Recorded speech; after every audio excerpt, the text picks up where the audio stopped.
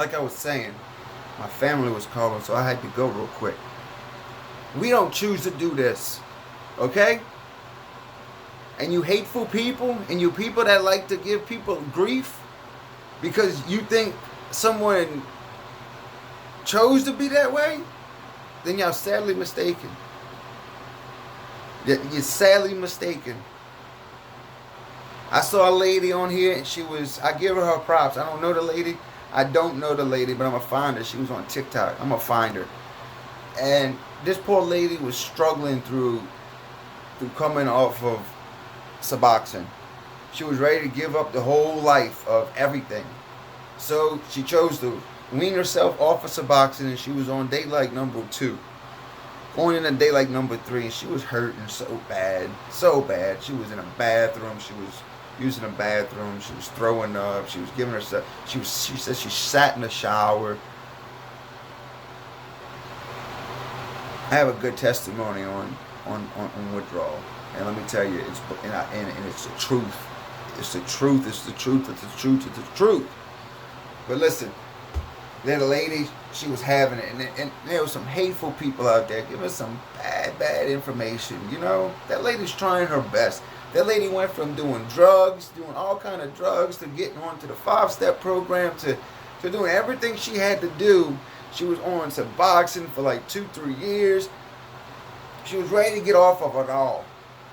That's amazing. That's amazing to come that far in life. To now be at that step of, I'm ready to be off of Suboxone. I know I went to it, but that's not a drug, and it's two different things.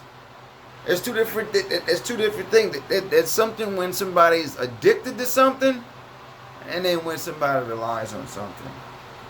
Okay? When you're addicted, you're addicted. But addicted, and rely is two different words, two different definitions. Just saying, don't give nobody no hatred. If you see somebody trying to better themselves, man, pick them people up. Give them something to want to go about their day for, in a positive way, in a positive manner.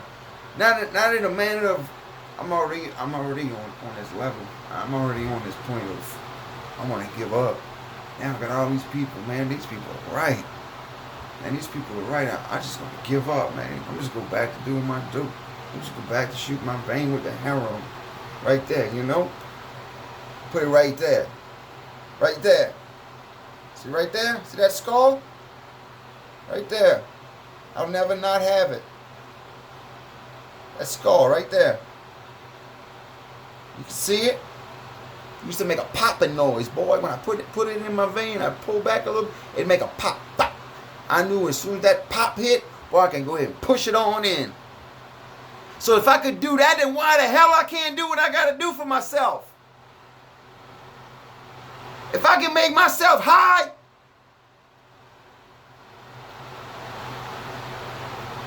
that's how I want y'all to be, man. Don't worry about these other people. Don't worry about these jokers. I'm out here to give y'all this message. Don't worry about these jokers. They the jokers because they ain't never lived it. And until they walk a mile in your shoes, they can't say shit to you. I think before, I might got a little sidetracked or whatever on my little testimony here, but listen to me. I was in rehab. I was right before we went to eat dinner. Brother Mike was up there. We prayed, and before we got up, Brother Mike went, "Whoa, wait a minute."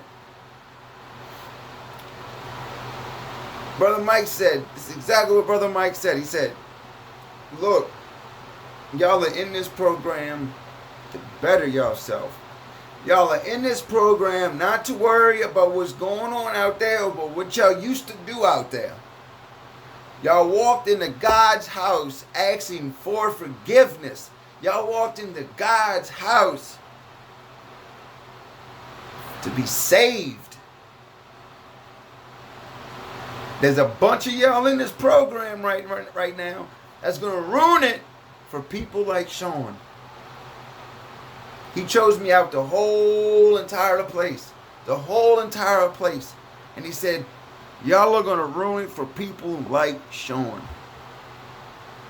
Because here it is, I'm surrounded by all these old ex-heads. All these old heads.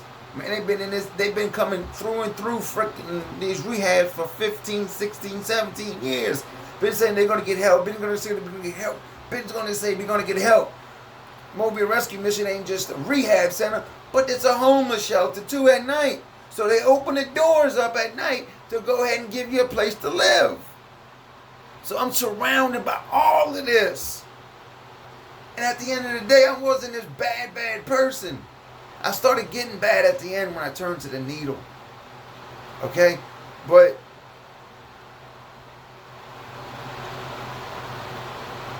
here it was, I was surrounded by all these people.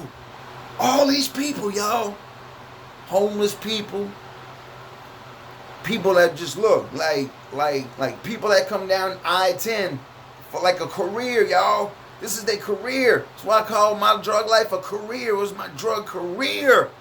It wasn't no drug life. It wasn't no drug day. It wasn't no drug year. It was my drug career. Look, I'm watching all these people come in this place, y'all. Every day I'm in here. And y'all, I'm in bed pretty much every night too. My legs are just jumping. I'm just jumping and I'm just jumping. Talking to God, asking him to get me through it. But look, he's punishing me at this time.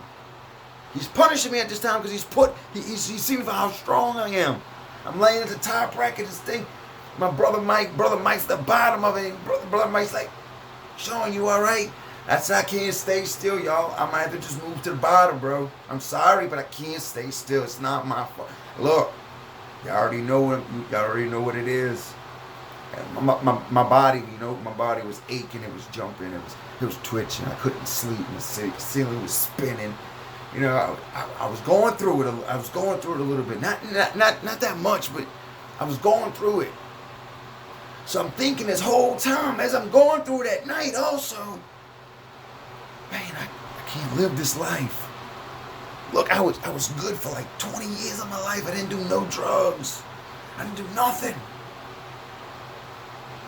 So like 10 years. 10 years I was wide open. People party. I just partied a little bit longer,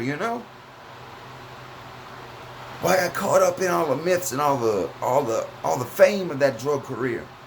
I was a superstar. I was one of the superstars. Because, boy, everywhere I went, it was a party. They knew Sean was around, boy, it was going to be fun. Sean was going to do everything he can to make sure everybody was good. I was a working junkie. And then I became a working dumbass. I became a no working. I just became a junkie. So I'm thinking of this, y'all. Man, I'm the same way as everybody else that comes through here. Why I want to keep on doing this? Why I want to keep on doing this? And when Brother Mike stood at the podium and said, y'all, people are going to ruin it for people like Sean. From that day on, guess what? It was game time. It was over. I knew right then and there that I wasn't dealing with this no more. I wasn't putting myself through this no more because of one reason. Because of the Almighty God. That's it. He put me in direction of the Mobile Rescue Mission, okay? The Mobile Rescue Mission, God put me in the path of them. Out of everything I chose, out of every rehab I chose that one. And I got it together. That's my Saturday testimony. That's my Saturday. That's part of my life. I gave you just a little crisp part of my life. Man, y'all stay tuned. I'm telling you, a lot of things going to come from Sean. Sean's getting himself together. Sean's got his life in a track of nothing but success. He's got his babies. He's got the old baby mama. We got a little baby mama drama every now and then. But it's life. And y'all, please do me a favor. Be humble when y'all wake up. One love. The haters. All the haters. If you got something to say to me, come on and bring it, baby. Ow. All the way down here in the bayous. Come on down. Come on down. I'll give you a tour. Your little tour to my pet alligator Francis. And that's just a little baby Francis Jr. You don't want to see Francis Sr. Francis Sr.? Ooh, shit. No way. No way. Francis Sr. is a killer.